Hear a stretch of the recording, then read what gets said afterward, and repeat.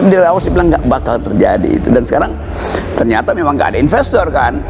Jadi waktu saya bilang nggak ada investor yang masuk nol, Bahlil bilang ada 1.200 yang masuk tuh. Pak Rocky Gerung berbohong, dia menghina presiden. Sekarang dia sendiri bilang memang nol yang masuk. Yang mesti ditangkap siapa? Iya.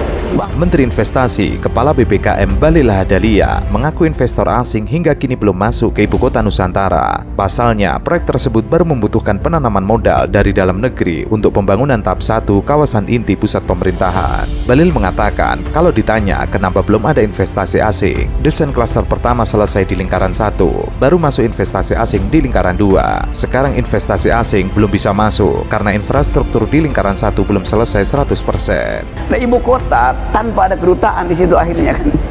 Coba. Jadi seluruh konsep itu dari awal kita bisa prediksi. Apa dasarnya kita prediksi buruk? Karena nggak ada AMDAL. Jokowi memutuskan pindah ibu kota, setelah itu dia bilang periksa AMDAL-nya tuh. Jadi AMDAL dipakai untuk membenarkan keputusan politik.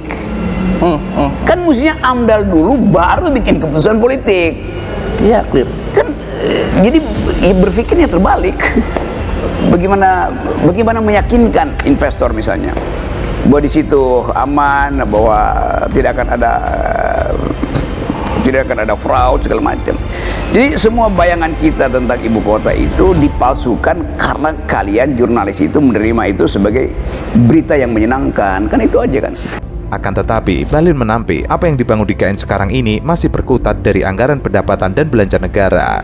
Ia menegaskan, proyek-proyek yang ada di IKN juga bagian dari investasi lokal. Bahlil mengaku proses pembangunan sarana dan prasarana di sana sudah hampir rampung. Hal itu disaksikannya saat berkunjung ke IKN pekan lalu. Investasi yang masuk di KN sekarang pada tahap pertama itu adalah investasi PMDN semuanya. Belum ada PMA yang melakukan groundbreaking. Kemarin saya baru pulang dari sana, seminggu lalu. Hotel udah hampir jadi. Rumah sakit sudah hampir jadi. Beberapa gedung-gedung untuk sarana prasarana mendasar juga sudah hampir jadi, dan itu adalah investasi semuanya dari dalam negeri, di luar dari APBN. Kalau ditanya kenapa belum ada investasi asing, desain kita itu adalah klaster pertama ini selesai, yang disebut dengan jalan utama ya, lingkaran 1 sudah selesai, baru masuk investasi asingnya itu di lingkaran kedua, tahap kedua. Nah, sekarang mereka belum bisa lakukan. Kenapa? Karena infrastruktur untuk masuk di klaster pertama ini belum selesai 100%. Presiden Jokowi menyebut sampai saat ini belum ada realisasi investasi asing di ibu kota negara. Namun ramainya investor dalam negeri diharapkan bisa mendorong penanaman modal dari luar negeri di IKN. Sampai saat ini belum ada, tapi ia yakin bahwa setelah investor dalam negeri bergerak, semakin banyak setiap bulannya investor luar akan segera masuk. Sektor prioritas yang bakal diberikan kepada investor asing mulai dari pendidikan, kesehatan, juga teknologi. Jokowi juga menyebutkan pertumbuhan ekonomi Indonesia cukup baik, diperkirakan di atas 5%, juga inflasi yang terjaga di angka 2% sampai 3%. Paling penting menjaga stabilitas politiknya baik-baik. Itu terus-menerus disampaikan. Di istana, ngapain ada istana di situ? Siapa yang mau datang ke situ? Apalagi kalau dibikin, ya apa ekonominya hidup kalau di situ nggak ada orang, apain coba?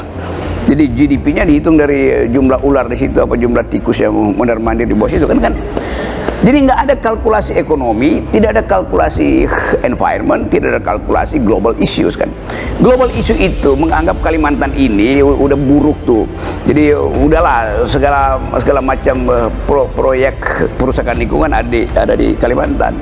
Tapi nanti ada orang yang bilang nanti kita akan carbon trading gitu ya. Itu cuma akal-akalan aja untuk memperlihatkan bahwa ya kita dianggap oleh Eropa. Tapi Eropa bilang enggak, kita cuma mau carbon trading untuk memperlihatkan bahwa kalian itu tidak mampu mengurus lingkungan, dan dia bayar dengan harga obral pun carbon trading itu dibeli sama Eropa tuh.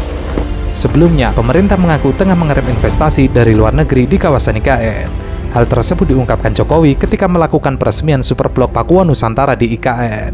Pakuan membangun kawasan pusat perbelanjaan, hotel, dan kondominium. Jokowi mengatakan sudah menyampaikan kepada Bambang untuk mendahulukan investasi dalam negeri meski tidak menolak uang dari luar negeri. Namun itu merupakan jalan terakhir jika satu proyek tidak ada yang mau membiayai. Kalau mentok dan sudah tidak ada, kita akan keluarkan jurus dari luar negeri. Ia membeberkan minat investasi asing di IKN pun besar, utamanya dari investor berasal dari Singapura, Korea Selatan, Jepang, Malaysia, dan Uni Emirat Arab. Singapura ada 130 investor datang. Mereka jauh-jauh ke sini melihat ke IKN. Kemudian 30 orang dari Korea, dari Jepang 30 orang, Malaysia juga ada.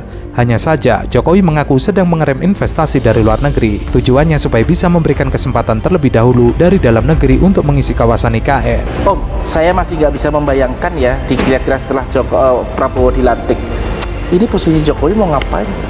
Ya mungkin kalau dia bayangkan Oktober Prabowo jadi presiden. Ya. Jokowi tidak punya power lagi. Maka dia jalan-jalan di mall apa tadi di situ di Penta City. Penta City itu. Dia jalan-jalan di situ. Terus anak-anak muda, ini kan tinggal 6 bulan. Pinocchio lewat. Ya kan bakal begitu. Di Wakanda. Atau dia mau wisata ke IKN monumen yang dia buat terpenggalai kira-kira?